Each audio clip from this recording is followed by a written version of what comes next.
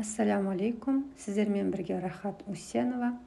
Бүгін біз гахи май дайындаудың ең оңай жолын үйренеміз. Ол үшін бізге дүкеннің 82% майы немесе қолдың майы қажет.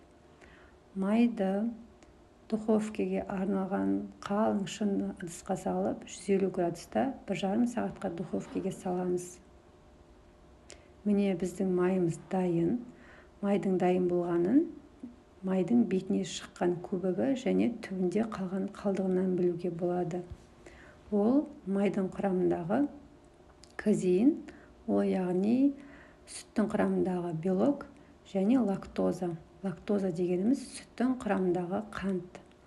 Сол екеуі гахи майынан бөлініп бетіне немесе түбіне жиналып қалады.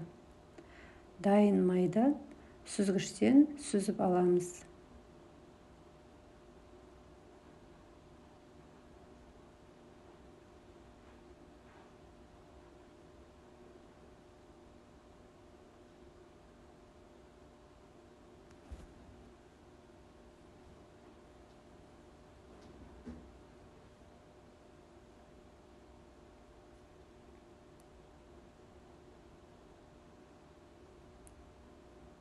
Міне біздің гахи майымыз